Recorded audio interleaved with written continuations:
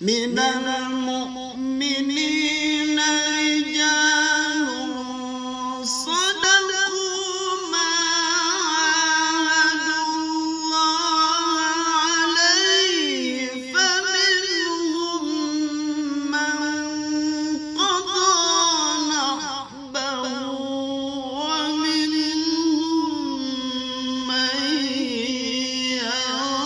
ينتظر وما بدلوا تبديلا.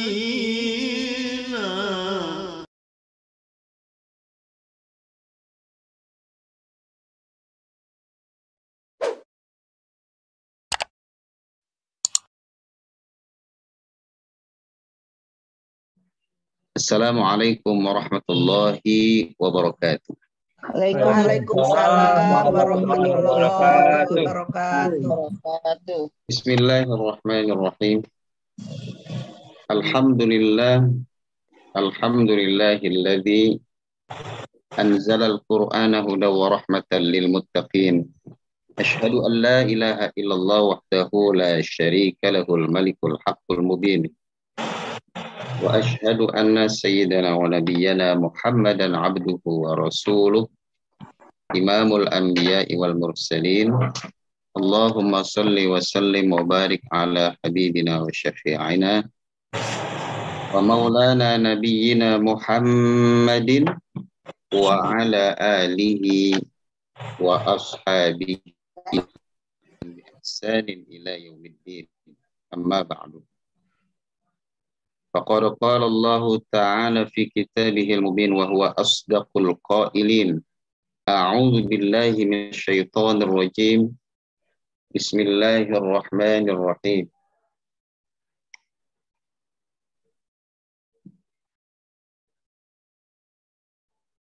Wa nunazzilu minal Qur'ani ma huwa shifaa'un wa rahmatun lil mu'minin. Wa rahmatun lil mu'minina wa la yazidu adh-dhalimina illa khairan. Wa qala nabiyyuna Muhammadun sallallahu alaihi wasallam. Inna Allah yarfa'u bihadzal kitabi aqwaman wa yad'u bihi akharin.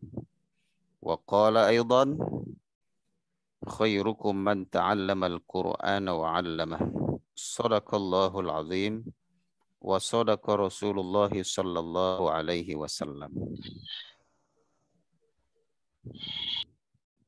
Bapak Ibu kaum muslimin dan muslimat, shaimin dan shaimat, para sahabat Al-Quran yang dirahmati Allah Subhanahu wa ta'ala. Amin. Amin. Sebelum saya lanjut, saya ingin bertanya terlebih dahulu, apakah suara saya jelas didengar? Jelas, Jelas Pak Ustadz. jelas. Pertanyaan yang kedua, apakah gambar saya jelas dilihat? Jelas. Sangat jelas Pak Ustadz. Wah, keren pakai Ganteng. keren Pak Ustadz. Keren. Iya betul, kena cahaya dan Ya, alhamdulillah kalau jelas dilihat, jelas didengar, berarti bisa kita lanjut. Terima kasih atas jawabannya. kayak mau terbang, Ustaz, kayak mau terbang, tuh make banyak banget. Kayak film astronot. Baik, saya lanjut. Maaf Ustadz, mohon izin mikrofonnya. Bapak Ibu yang dirahmati Allah Subhanahu wa taala, alhamdulillah walhamdulillah tsumma alhamdulillah. Puja-puji dan rasa syukur kita sampaikan kepada Allah Subhanahu wa taala. Zat yang maha agung lagi maha mulia. Zat yang senantiasa memberikan kepada kita aneka ragam nikmat yang tak mungkin bagi kita untuk menghitungnya. Nikmat yang ada di tubuh kita tak terbilang. Belum lagi nikmat yang ada di luar tubuh kita. Itu pun tak terhingga. Maka sikap yang terbaik bagi kita sebagai hamba-Nya adalah bersyukur dan berterima kasih kepada Allah Subhanahu wa taala yang sudah memberikan kepada kita nikmat-nikmat yang tak terbilang, nikmat-nikmat yang tak terhitung. Harapannya kalau kita bisa mensyukuri nikmat Allah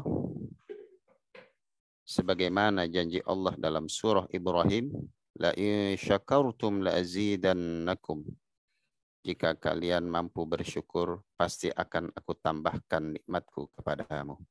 Harapan kita, optimisme kita, dengan syukur kita kepada Allah, Allah akan menambahkan nikmat dan anugerah yang lain kepada kita.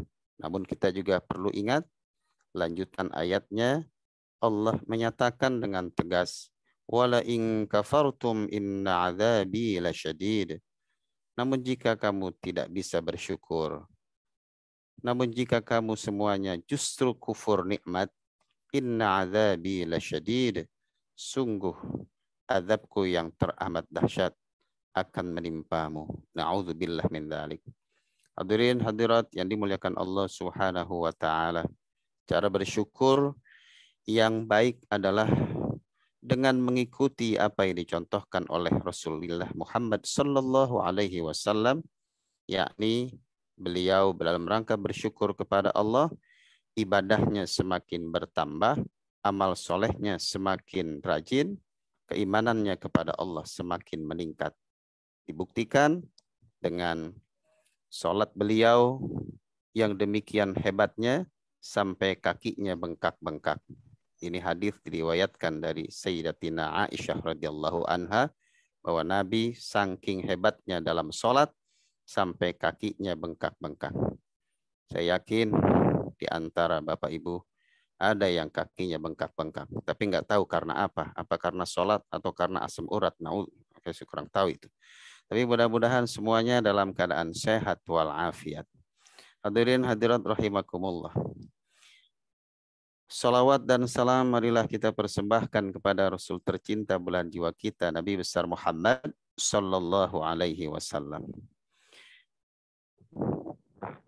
Saya sangat berterima kasih dan bersyukur karena pada hari ini alhamdulillah Bapak Ibu semuanya menyempatkan diri untuk hadir dalam acara peringatan Nuzulul Quran dan dalam rangka mempererat silaturahim atau penyebutan Nuzulul Quran. Nuzul secara bahasa artinya turun. Al-Quran secara bahasa artinya bacaan. Al-Maqru yang dibaca. Nuzul artinya turun, Al-Quran ya Al-Quran yang secara bahasa artinya bacaan. Ada seorang sahabat yang bernama Abdullah ibn Abbas. Beliau memberikan keterangan kepada kita bahwa Al-Quranul Karim diturunkan oleh Allah Subhanahu wa taala ila sama'id dunya ay ila baitil izzah, itu terjadi di bulan suci Ramadan. Jadi Al-Quran itu turun kepada Nabi Muhammad melalui dua tahapan. Tahapan yang pertama disebut dengan inzal. Tahapan yang pertama disebut dengan inzal. Maksudnya Al-Quran itu turun jumlatan wahidah. Sekaligus. Dari mana? Minal lauhil mahfuz ila sama'id dunya baitil izzah. Dari lauhil mahfuz ke langit dunia pada bulan suci Ramadan, Al-Quran turun secara sekaligus. Itulah yang disebut dengan tahapan inzal. Terjadinya di bulan suci Ramadan. Kemudian tahapan yang kedua disebut dengan atau diistilahkan dengan tanzil. Jadi ada anzala yunzilu inzal, turun sekaligus. Ada nazzala yunazzilu tanzil, turun secara bertahap, secara berangsur-angsur, tidak sekaligus. Ini tahapan yang kedua yang disebut dengan tanzil. Demikian pendapat Ibnu Abbas. yang nama aslinya adalah Abdullah bin Abbas. Abdullah bin Abbas itu, hadirin rahimakumullah, sahabat Nabi yang langsung dididik dan digembleng oleh baginda Rasul. Ibnu Abbas sewaktu kecil, sewaktu masih bayi, dibawa oleh ayahandanya yang bernama Abbas di hadapan Rasul. Paman Nabi yang bernama Abbas request kepada baginda Rasul, ya Rasul, tolong anakku yang aku beri nama Abdullah ini, tolong ditahnik. Apa itu ditahnik? Ditahnik itu yang dimaksud adalah Rasulullah mengunyah kurma, lalu kurma yang sudah dikunyah oleh Nabi dikeluarkan kembali untuk dimasukkan ke mulutnya sahabat Abdullah bin Abbas yang masih bayi. Masuk itu kurma yang sudah dikunyah oleh Nabi ke dalam perutnya Abdullah bin Abbas, mengalir di seluruh tubuhnya, ludahnya baginda Rasul yang bercampur dengan kurma tadi. Sehingga kecerdasan Abdullah bin Abbas luar biasa. Setelah itu Nabi doakan bayi kecil yang bernama Abdullah bin Abbas itu dengan kalimat, Allahumma faqihhu fiddin wa'allimhu ta'wil.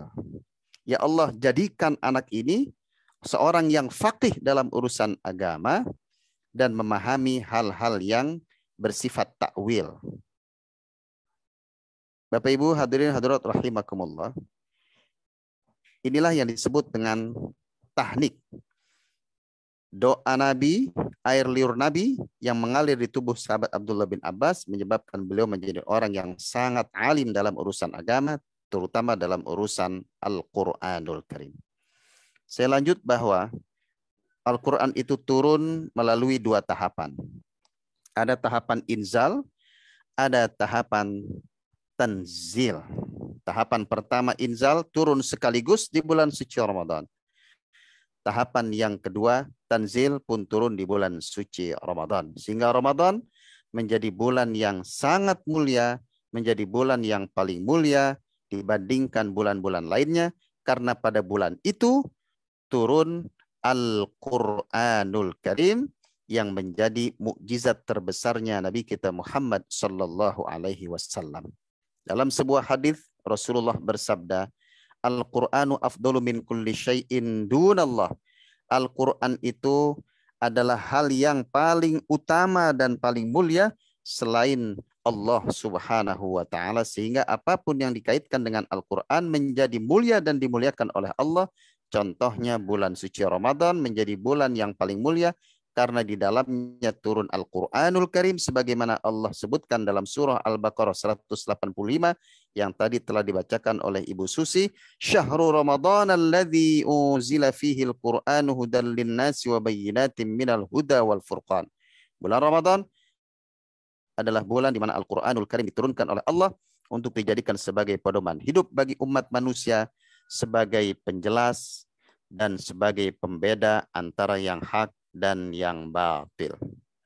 Hadirin hadirat yang dimuliakan Allah Subhanahu wa taala. Jadi apapun yang dikaitkan dengan Al-Qur'an akan dimuliakan oleh Allah Subhanahu wa taala. Maka saya yakin dengan seyakin-yakinnya insya Allah hidup Bapak Ibu, hidup anak-anak kita, hidup anak keturunan kita akan dimuliakan oleh Allah kalau hidupnya bersama Al-Quranul Karim. Amin, amin, ya Rabbal Alamin. Masyarul muslimin wal muslimat yang dimuliakan Allah Subhanahu wa ta'ala. Nah, Al-Quran yang berisi 30 juz. Al-Quran yang berisi 114 surah. Al-Quran yang berisi 6.236 ayat. Al-Quran yang berisi 1.027.000 huruf. Di dalamnya banyak ajaran-ajaran yang mengajak kita untuk mempererat silaturahmi atau silaturrahim. Satu di antara ayat yang menjelaskan tentang silaturrahim adalah surah An-Nisa ayat yang pertama. A'udzu billahi minasyaitonir rajim. Bismillahirrahmanirrahim. Ya ayyuhan nasu taqu rabbakumul ladzi khalaqakum min nafsin wahidah. وجعل منها زوجها وبث منهما رجالا كثيرا ونساء wattaqullaha alladzi tasaaluna bihi wal arham innallaha kana 'alaikum raqiba. Stressing pointnya pada ungkapan Allah yang berbunyi wattaqullah, bertakwalah kepada Allah, alladzi tasaaluna bihi wal arham, yang engkau meminta hanya kepada Allah Subhanahu wa taala, wal arham, dan jalinlah silaturrahim. Rasulullah memberikan penjelasan kepada kita tentang keutamaan silaturrahim yang sangat dianjurkan oleh Allah Subhanahu wa taala dalam ayat-ayatnya dan sangat dianjurkan oleh baginda Rasul dalam hadis-hadisnya. Di antaranya Rasul sampaikan bahwa man ahabba an yubsatalahu fi rizqihi wa an yunsa'alahu fi athari falyasil rahimah. Siapa saja yang kepengen rizkinya diluaskan oleh Allah, umurnya dipanjangkan oleh Allah dalam keberkahan, falyasil rahimah, maka pereratlah silaturrahim. Al-Quranul Karim hadir di tengah-tengah kehidupan umat manusia. Untuk apa? Di antara fungsinya untuk mempererat silaturrahim antar sesama kita. Dengan Al-Quran, yang tadinya tidak kenal jadi kenal, yang tadinya jauh jadi dekat, yang tadinya dekat semakin merapat. Inilah pesan Allah Subhanahu wa taala tentang pentingnya mempererat silaturahim, karena sesungguhnya teman kita di dunia dengan sebab Al-Quran akan menjadi teman kita di akhirat.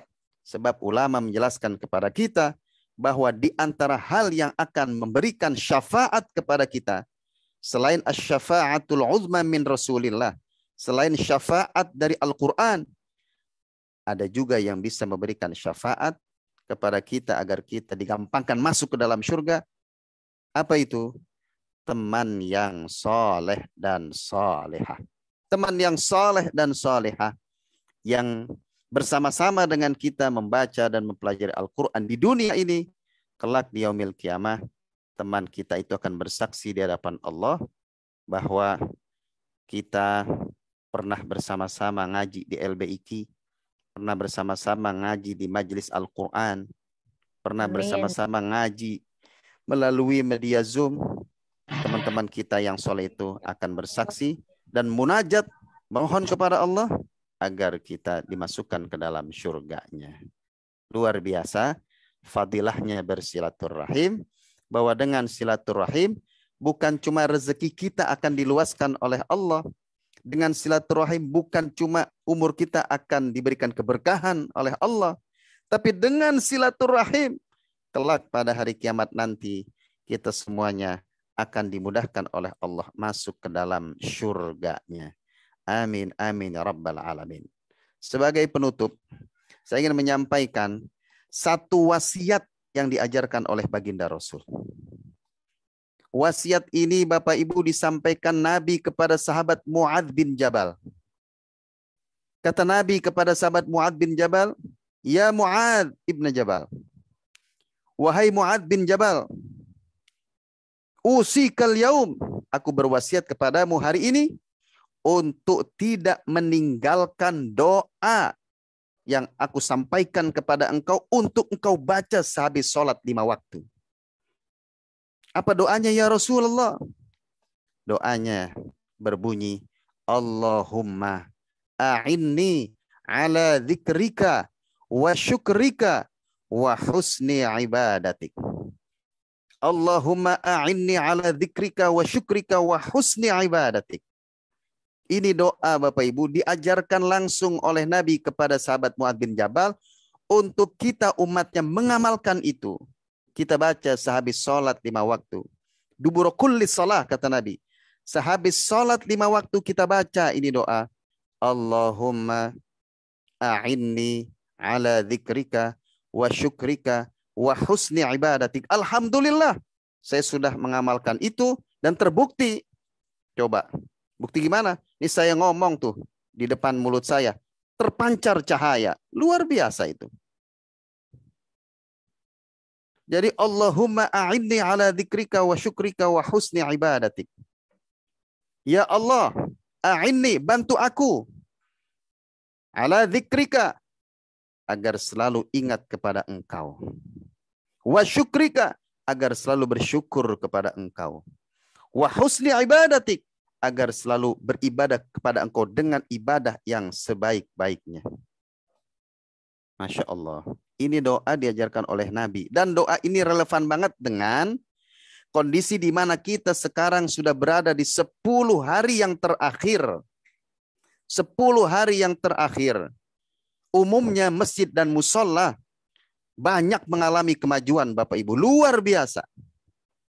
Kalau sudah memasuki 10 hari yang terakhir, banyak mengalami kemajuan itu sholat tarawihnya. Yang tadinya 10 shaf maju jadi tinggal 5 shaf. Yang tadinya 5 shaf maju jadi tinggal 3 shaf. Nah, saya ingin menyampaikan pesan kepada kita melalui doa yang diajarkan oleh Nabi ini, bahwa untuk istiqomah qiyamul Ramadan itu nggak gampang. Untuk istiqomah bertadarus Al-Quran itu ternyata tidak mudah. Untuk istiqomah ibadah sampai akhir Ramadan itu perlu perjuangan. Kenapa? Karena umumnya kalau di 10 hari yang terakhir, jumlah jamaah di masjid dan di musola berkurang. Kenapa? Karena udah mulai banyak yang mudik.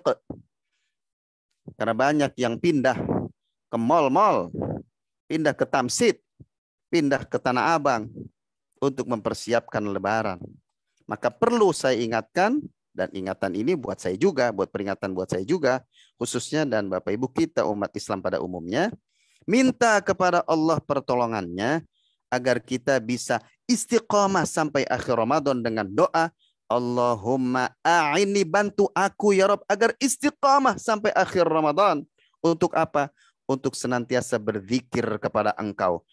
Apa zikir yang terbaik? Jawabannya, kata Nabi, afdalu dzikri tilawatul Quran. Zikir yang paling utama adalah membaca Al-Quranul Karim. Gapai Lailatul Qadar dengan tilawah Al-Quran. Raih Lailatul Qadar dengan tadarus Al-Quranul Karim. Jadi jangan kendor. Semangat kita untuk bertadarus Al-Quran. Semangat kita untuk membaca Al-Quran. Semangat kita untuk mempelajari Al-Quran. Semangat kita untuk mentadaburi Al-Quran, untuk menghafal Al-Quran. Jangan kendor. Tingkatkan. Terutama di 10 hari yang terakhir. Kita minta kepada Allah pertolongannya. Sebab kalau kita kagak minta tolong, kita gampang banget kagak istiqomah di akhir Ramadan. Maka minta pertolongan kepada Allah agar istiqomah untuk selalu berzikir kepada Allah, dan berzikir yang terbaik kata Nabi adalah dengan membaca Al-Quranul Karim. Kemudian yang kedua kata Nabi, doa minta kepada Allah, Allahumma a'inni ala dzikrika, itu yang pertama. Yang kedua, wa syukrika. Ya Allah, bantu hamba ya Rabb agar bisa terus bersyukur kepadamu ya Rabb. Bersyukur kepada Allah caranya, sisihkan sebagian rizki kita kepada orang-orang, kepada golongan-golongan yang berhak menerimanya. Allahu fi aunil abd madamal abdu fi auni akhi. Kata Nabi, Allah itu akan selalu membantu seseorang selagi orang itu suka membantu sesamanya. Kita yang diberikan keluasan rizki, sisihkan sebagian rizki kita. Untuk apa? Untuk memberikan takjil, ya, buka puasa bersama, kemudian sedekah kepada anak-anak yatim, memberikan perhatian kepada kaum du'afa, mengeluarkan zakat, baik zakat mal maupun zakat fitrah maupun zakat-zakat lainnya seperti zakat profesi 2,5% kita keluarkan mumpung di bulan suci Ramadan dalam rangka bersyukur kepada Allah Subhanahu wa taala dengan satu keyakinan sebagaimana yang Rasul sabdakan, tidak akan berkurang harta yang kita sedekahkan, nggak akan berkurang. Yang ada justru yazdad, nambah. Dengan sedekah, dengan infak, dengan zakat yang kita keluarkan dalam rangka bersyukur kepada Allah Subhanahu wa taala, rezeki kita akan berlimpah. Harta kekayaan kita akan bertambah, bertambah, bertambah. Jumlahnya bertambah, manfaatnya juga bertambah. Yang ketiga kita minta lewat doa itu, Allahumma a'inni ala dzikrika wa syukrika wa husni ibadatik. Ya Allah, bantu hamba agar bisa terus ibadah dengan sebaik-baiknya. Kita manusia diciptakan oleh Allah, tujuannya tidak lain tidak bukan adalah untuk beribadah kepada Allah. Dalam surah Adz-Dzariyat Allah sebutkan, "Wa ma khalaqtul jinna wal insa illa liya'budun." Dan tidaklah aku menciptakan bangsa jin dan bangsa manusia kecuali untuk beribadah kepada aku. Jadi tujuan kita ada di dunia ini untuk beribadah kepada Allah Subhanahu wa taala. Dan ibadah kita itu manfaatnya bukan buat Allah, Bapak Ibu. Saya ulangi, ibadah yang kita lakukan itu, ya, ibadah yang kita kerjakan itu, sholat kita, puasa kita, baca Quran kita, sedekah kita, haji dan umroh kita, bakti kita kepada orang tua, hormat kita kepada guru, apapun amal soleh dan kebaikan yang kita lakukan, bukan untuk keuntungan Allah, tapi untuk keuntungan kita. Jadi nggak nguntungin ibadah kita bagi Allah. Karena ibadah kita itu akan kembali kepada kita yang melakukannya. Andai kata seluruh makhluk yang ada di dunia ini ibadah kepada Allah, Allah tidak untung. Kenapa? Karena untungnya ibadah itu buat kita yang mengerjakannya. Pun sebaliknya, andai kata seluruh penduduk bumi ini tak satu pun yang ibadah kepada Allah, Allah kagak rugi. Nggak berkurang kekuasaan dan kehebatan Allah. Jadi kita ibadah enggak menambah kehebatan Allah. Kita kagak ibadah enggak mengurangi kehebatan Allah. Sebab apa? Sebab ibadah atau tidak ibadah, manfaat dan ruginya kembali kepada kita. Maka kita minta kepada Allah, ya Rabb, berikanlah pertolongan-Mu agar kami semuanya bisa istiqamah ibadah sampai kapan? Apa sebulan doang? Enggak, sampai akhir hayat kita. Ini Allah perintahkan kepada kita melalui Al-Quran. Di akhir surah Al-Hijr, Allah Subhanahu wa taala berfirman, "Wa'bud rabbaka hatta ya'tiyakal yaqin." Ibadahlah kepada Tuhanmu sampai ajal datang kepadamu. Ma'asyiral muslimin wal muslimat yang dimuliakan Allah Subhanahu wa taala. Jadi penting buat kita nih di akhir-akhir Ramadan untuk merutinkan, melazimkan doa yang diwasiatkan oleh Nabi kepada sahabat Mu'adz bin Jabal. Dan insya Allah Bapak Ibu semuanya hafal ya. Allahumma a'inni ala dzikrika wa syukrika wa husni ibadati. Kalau sendiri kita baca a'inni. Kalau beramai-ramai, Allahumma a'inna ala dzikrika wa syukrika wa husni ibadati. Ya Rabb, bantu hamba agar bisa terus zikir kepada Engkau, agar terus membaca Al-Quran, mempelajari Al-Quran. Ya Rabb, bantu kami agar kami terus bisa bersyukur kepada Engkau dengan menyisihkan sebagian rizki yang telah Engkau titipkan kepada hamba. Ya Rabb, bantu kami agar kami bisa terus ibadah dengan semaksimal mungkin sampai akhir hayat kami. Sehingga begitu sudah waktunya ajal itu datang kepada kita, kita meninggalkan dunia ini dalam keadaan husnul khatimah. Amin. Amin ya rabbal alamin. Jadi jemput Lailatul Qadar dengan tilawah Al-Quran. Jemput Lailatul Qadar dengan sedekah, dengan infak, dengan mengeluarkan zakat. Jemput Lailatul Qadar dengan ibadah yang sebaik-baiknya dan sebanyak-banyaknya. Jangan gara-gara persiapan ini dan itu dalam rangka lebaran, akhirnya sholat tarawihnya menjadi bolong-bolong misalnya, baca Qur'annya menjadi kendor semangatnya, sedekahnya menjadi kurang misalnya. Nah ini jangan. Jadi ini penting banget untuk kita renungkan bersama dan kemudian kita bisa melakukan langkah-langkah yang tepat untuk menggapai Lailatul Qadar. Caranya banyak.